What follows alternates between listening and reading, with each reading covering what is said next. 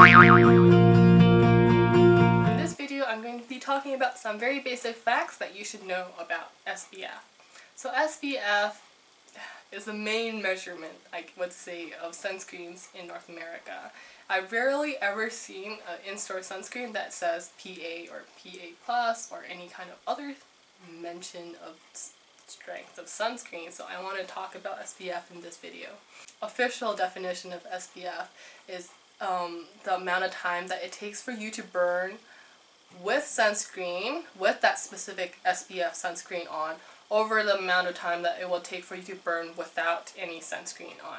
So if I'm going to be burning under the sun in 10 minutes and I wear a SPF of 10, then I will only burn in 100 minutes. So it lengthens the amount of time that it takes for me to sunburn, or anyone to have a sunburn.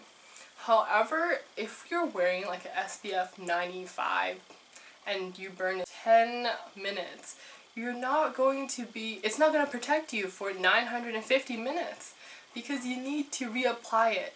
Chemical sunscreens have a potential of breaking down. So for example, avobenzone will break down within an hour if it's a sole ingredient in your sunscreen, which is not, because it's unstable.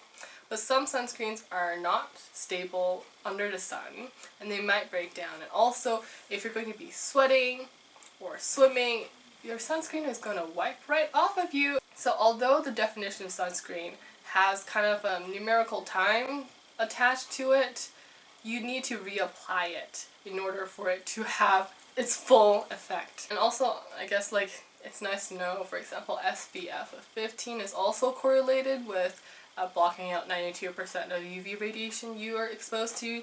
SPF of 30 blocks out about 97, and anything above 30, basically almost 100% protection.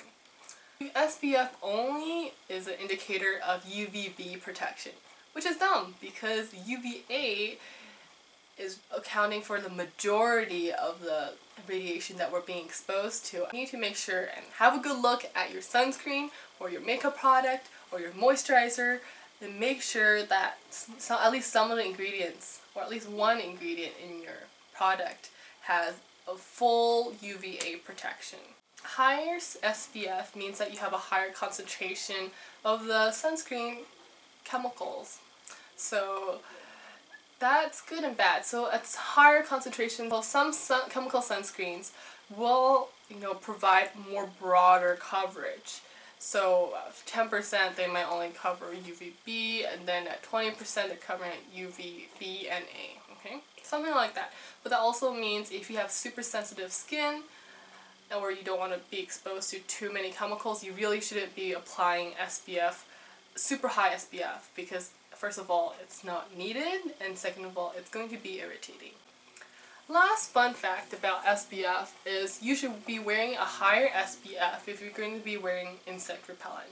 So you want to apply sunscreen at least 30 minutes before you apply your DEET or off, or whatever that you're going to be using.